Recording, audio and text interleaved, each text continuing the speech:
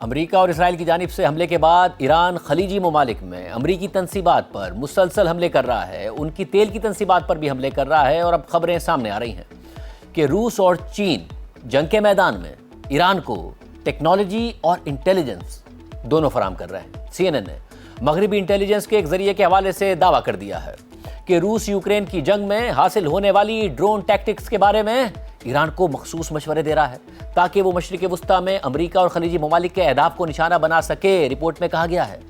کہ شاہد ڈرون جو ایران نے ڈیزائن کیے تھے اور یوکرین جنگ کے لیے روس کو سپلائی بھی کیے تھے، اور پھر روس نے بڑی تعداد میں خود بھی یہ ڈرونز تیار کیے تھے، اور یہ ڈرونز خلیجی ممالک کے فضائی دفاعی نظام کو عبور کرنے میں غیر متوقع طور پر کامیاب رہے تھے۔ روس کی طرف سے ایران کے ساتھ انٹیلیجنس معلومات کا تبادلہ پہلے عام نوعیت کی مدد تک محدود بتایا جاتا تھا، لیکن مخصوص جنگی مشورے دینا مدد کا ایک نیا لیول ہے۔ ایک مغربی اہلکار نے اپنا نام ظاہر نہ کرنے کی شرط پر سی این این کو بتایا کہ جو چیز پہلے زیادہ عمومی نوعیت کی تھی وہ اب بہت تشویشناک ہوتی جا رہی ہے، جس میں بغیر پائلٹ کے ڈرونز کے ذریعے ہدف بنانے کی وہ حکمت عملی بھی شامل ہے جو روس نے یوکرین میں استعمال کی تھی۔ روس نے یوکرین کے خلاف شاہد ڈرونز کو جتھوں کی صورت میں استعمال کیا، جس میں متعدد ڈرونز ایک ساتھ پرواز کرتے ہیں اور فضائی دفاع سے بچنے کے لیے بار بار راستہ بدلتے رہتے ہیں۔ یوکرین کے صدر زیلنسکی نے بدھ کے روز ایک پیغام میں کہا کہ روس نے ایرانی حکومت کو ڈرون فراہم کرنا شروع کر دیے ہیں۔ روس یقیناً میزائلوں کے معاملے میں بھی مدد کرے گا اور فضائی دفاع میں بھی مدد دے رہا ہے، اور اب یوکرین نے خلیجی خطے میں ڈرون روکنے کے لیے ماہرین بھیجے ہیں تاکہ نسبتاً سستے شاہد ڈرونز جن کی قیمت تقریباً $30,000 ہو سکتی ہے، ان کو روکنے کے بارے میں مہارت شیئر کی جا سکے۔ یوکرین نے چھوٹے انٹرسیپٹر ڈرونز بھی تیار کیے ہیں جن کی قیمت تقریباً $5,000 فی ڈرون ہے، اور انہیں تیزی سے تیار کیا جا سکتا ہے۔ سی این این کے مطابق مغربی اہلکار نے یہ بھی بتایا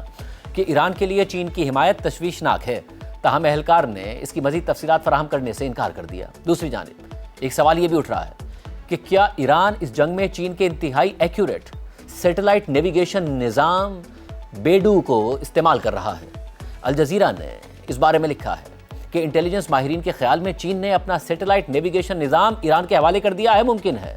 کہ ایران اسرائیل اور مشرق وسطیٰ میں امریکہ کے فوجی اثاثوں کو نشانہ بنانے کے لیے چینی سیٹلائٹ نیویگیشن نظام استعمال کر رہا ہو۔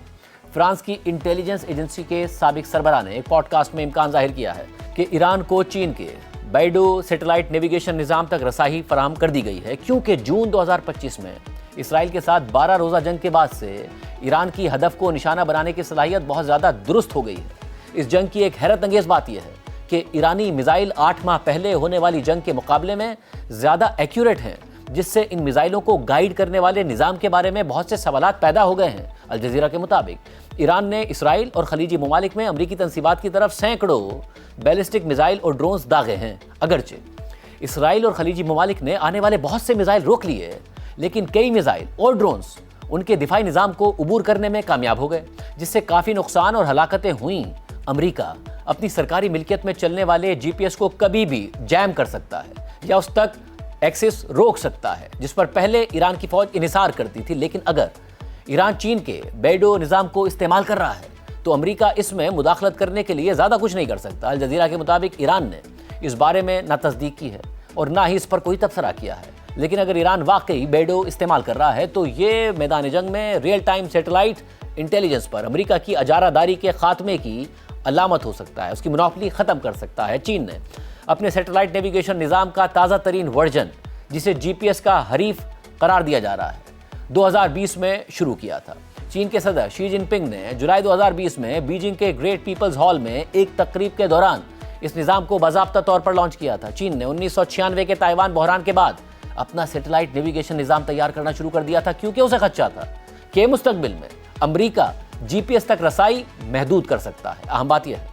کہ چین کا نظام دیگر نیویگیشن سسٹمز کے مقابلے میں کہیں زیادہ سیٹلائٹس استعمال کرتا ہے۔ الجزیرہ کے جمع کیے گئے اعداد و شمار کے مطابق جہاں امریکی نظام میں 24 سیٹلائٹس ڈیٹا فراہم کرتی ہیں، وہاں چینی نظام میں سیٹلائٹس پر انحصار 45 تک ہے۔ دیگر دو بڑے عالمی نیویگیشن سسٹمز روس کا گلوناس اور یورپی یونین کا گلیلیو ہے، جن میں سے ہر ایک کے پاس 24 سیٹلائٹس ہیں، یعنی چین کے پاس سب سے زیادہ سیٹلائٹس ہیں۔ ایک ہی وقت میں کئی سیٹلائٹ سسٹمز کا استعمال ایک اور فائدہ بھی دیتا ہے،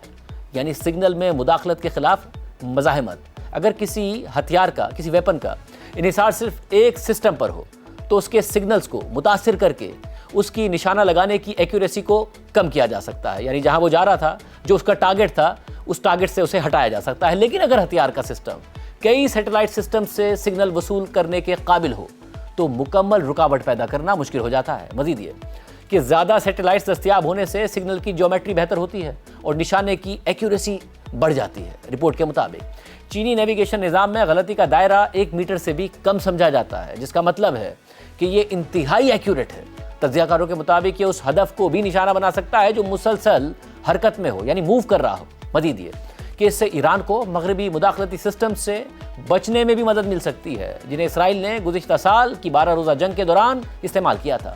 ان سسٹمز نے 2025 میں جی پی ایس سگنل استعمال کرنے والے ایرانی ڈرونز اور میزائلوں کو راستے سے ہٹا دیا تھا، کیونکہ ان کے طریقوں میں ڈرونز کو غلط مقامات دکھانا بھی شامل ہوتا ہے، جبکہ بیڈو نظام ایسی کسی بھی مداخلت کو فلٹر کر سکتا ہے۔ بیڈو میں مختصر پیغام رسانی کا ایک ذریعہ بھی موجود ہے جو آپریٹرز کو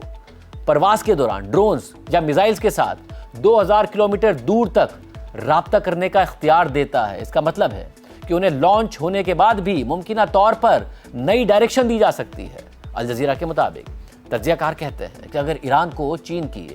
بیڈو ٹیکنالوجی تک رسائی حاصل ہو گئی ہے تو یہ ایک